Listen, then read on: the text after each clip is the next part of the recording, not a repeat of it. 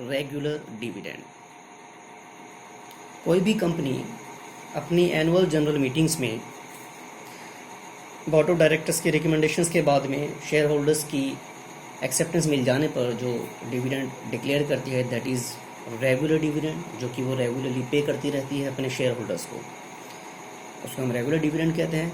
इसके अलावा कोई भी दो एनुअल जनरल मीटिंग्स के बीच में किसी भी डेट में, कोई भी दो एनुअल जनरल मीटिंग्स के बीच में किसी भी डेट में जो डिविडेंड पे किया जाता है शेयर होल्डर्स को that is known as interim dividend. ये इंटरिम डिविडेंड इस सिचुएशन में पे किया जाता है जब किसी भी ऑर्गेनाइजेशन को सुपर नॉर्मल प्रॉफिट्स होते हैं किसी पर्टिकुलर ईयर में, तब वो अपने शेयर होल्डर्स को कुछ एक्स्ट्रा डिविडेंड पे करना चाहती है। So interim dividend is actually a type of extra dividend. Now on the basis of medium of payment if we talk about that, then this may be cash dividend,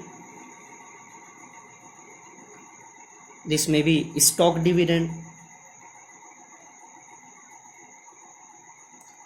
or it may be scrip or bond dividend, scrip or bond dividend. Most of the shareholders actually want to get the cash dividend. तो cash में जो भी dividend pay किया जाता है that is known as cash dividend, सबसे ज़्यादा attractive होता है, ये शेयर होल्डर्स को सबसे ज़्यादा अट्रैक्ट करता है। The second one is stock dividend. Stock dividend को हम बोनस शेयर्स भी कहते हैं, और ये उस सिचुएशन में दिया जाता है जब कंपनी के पास में प्रॉफिट्स तो हैं बट कंपनी की लिक्विडिटी मेंटेन करने के लिए कैश की कमी है। इन दैट केस कंपनी अपने शेयर होल्डर्स को कैश ना दे करके बोनस शेयर्स इशू कर देती है, और ये एग्जिस्टिंग शेयर होल्डर्स को ही इशू किए जाते हैं। इसमें क्या होता है कि किसी भी कंपनी की तरफ से जब बोनस शेयर्स इशू किए जाते हैं तो कंपनी की प्रॉफिट्स का कैपिटलाइजेशन हो जाता है। इट मीन्स कंपनी की जो शेयर कैपिटल है उसमें नंबर ऑफ शेयर्स बढ़ जाते हैं, पार वैल्यू उसकी कम हो जाती है, तो इसलिए हम इसको कैपिटलाइजेशन ऑफ प्रॉफिट्स भी कहते हैं। कोई भी कंपनी अपनी मर्जी से कभी भी बोनस शेयर्स इशू नहीं कर सकती है, इसके लिए सेबी की कुछ गाइडलाइंस होती है जिनको फॉलो करना पड़ता है। And the next one is script और बॉन्ड डिविडेंड। ये दोनों लगभग एक ही जैसे हैं, दोनों में डिफरेंस होता है only on the basis of timing. Script dividend जो होता है that is short term in nature and bond dividend is actually long term in nature. ये लंबे समय के लिए होता है और ये छोटे समय के लिए होता है, इसके अलावा इनमें कोई खास डिफरेंस नहीं है। And the most important thing to note about this type of dividend is कि स्क्रिप और बॉन्ड डिविडेंड हमारे इंडिया में लीगल नहीं है, हमारे इंडिया में ये प्रैक्टिस में नहीं है और ये लीगल भी नहीं है। So this is actually the classification about the dividend. One more thing I would like to discuss with you here कि जो भी डिविडेंड पॉलिसीज़ हैं, डिविडेंड का जो पेमेंट है that is actually related to the equity share holders, क्योंकि preference share holders पर पहले ही एक परसेंटेज फिक्स हो जाती है। इसके अलावा जब प्रॉफिट्स बचते हैं तो प्रॉफिट्स में से एक्सपेंसेस निकालने के बाद में, रिटेन अर्निंग्स में पैसा जाने के बाद में, यानी कि रिजर्व्स एंड सरप्लस में पैसा देने के बाद, और जो भी कंपनी के प्रोविजंस फॉर टैक्सेशन है उसमें जाने के बाद जो पैसा बचता है that is to be distributed in equity share holders.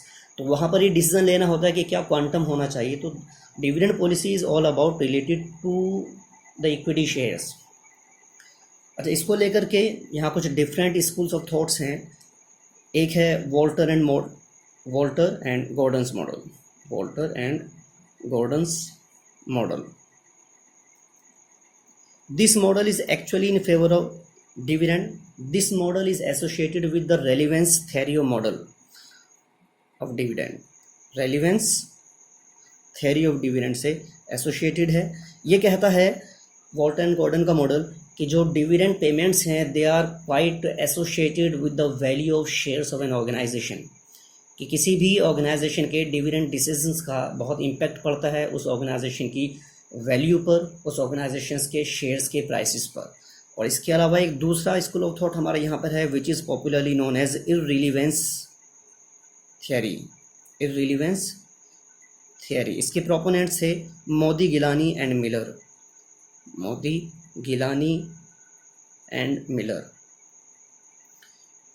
इनके अकॉर्डिंग किसी भी ऑर्गेनाइजेशन के डिविडेंड डिसीजंस का या डिविडेंड के पेमेंट का कोई भी इफेक्ट नहीं पड़ता है किसी भी शेयर के प्राइसेस पर या कंपनी की वैल्यू पर डिविडेंड का कोई इफेक्ट नहीं पड़ता है। इसलिए इसको इररिलीवेंस थ्योरी कहा जाता है, क्योंकि इनके अकॉर्डिंग डिविडेंड इररिलीवेंट होते हैं वैल्यू ऑफ फर्म से। और इनके अकॉर्डिंग वॉल्टर एंड गॉर्डन्स के मॉडल के अकॉर्डिंग डिविडेंड पेमेंट्स इम्पैक्ट डालते हैं किसी भी ऑर्गेनाइजेशन के प्राइसेस ऑफ शेयर्स पर। तो इसके बारे में हम कुछ क्वेश्चंस करेंगे उसको हम अभी क्वेश्चंस के अकॉर्डिंग सॉल्व करेंगे, that will be much helpful to you all. Thank you.